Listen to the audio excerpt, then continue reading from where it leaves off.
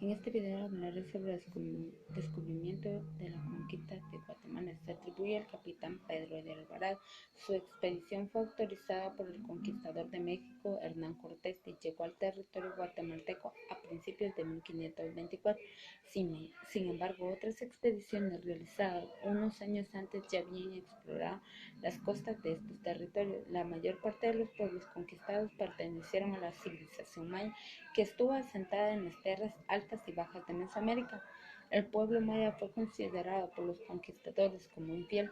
Colón tocó tierra americana por primera vez en 1492. Para los habitantes del Nuevo Mundo, o sea, la otra cuarta mitad del mundo, como dijo Américo Vespucio, la sorpresa debió haber sido mucho mayor.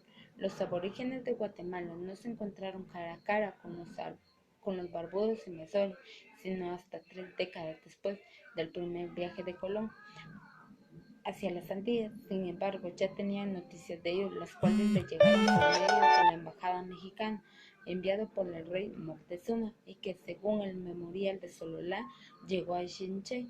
El primer contacto entre los pueblos mayas y los exploradores europeos se produjo a principios del siglo XVI. Ocurrió en la península de Yucatán en 1511, durante el naufragio de un navío español que navegaba de Panamá a Santo Domingo. A esto siguieron otras expediciones.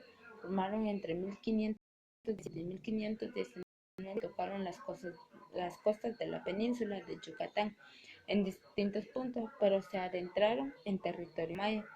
Después el conquistador de México, Hernán Cortés, y los demás conquistadores fueron informados acerca de la existencia de unos territorios situados en el sur de México, muy poblados y ricos en oro. Dichos reinos estaban establecidos a lo largo y ancho de la península de Yucatán y las tierras altas de la Sierra Madre. Entre los territorios de Chiapas, Guatemala, El Salvador y los territorios bajos, ubicados al sur del litoral pacífico, el territorio guatemalteco estuvo habitado por diversos grupos indígenas. Entonces Hernán Cortés decidió mandar a su capitán Pedro de Alvarado y Contreras en una expedición conformada por 300 hombres.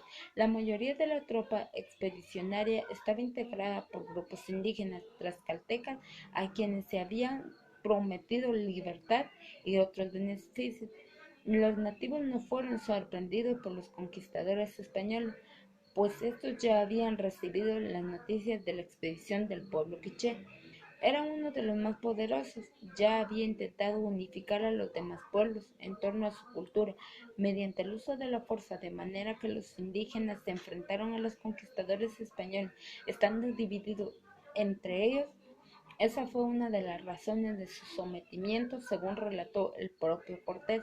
El ejército partió el 6 de diciembre de 1523. A principios de febrero de 1524 ocurrió el primer enfrentamiento entre españoles y quichés en Zapotitlán, capital de Xochitepec. El ejército español logró vencer a los indígenas después de una sangrienta batalla en la que los indígenas ofrecieron una feroz resistencia. Luego de ganar la batalla, que se ganó a orillas del río Tilapa, los españoles se dirigieron al altiplano guatemalteco. El conquistador Pedro de Alvarado y sus tropas llegaron a la ciudad de Xelajú, que más tarde fue refundada y que más tarde se llamó Quetzaltenango. Durante la travesía encontraron resistencia de los nativos, comandados por el príncipe Azumanché. Este era pariente del jefe y guerrero quiché Tecumán, quien enfrentó duramente al ejército español en Guatemala. Los españoles vencieron a los nativos en la batalla que se libró en las inmediaciones del río Onintepeque, donde Osumanché perdió la vida. Luego del combate, los españoles descansaron en Xelajú para preparar el siguiente paso de la expedición. Los quichés pusieron resistencia a los españoles, rindieron después de las 2 batallas.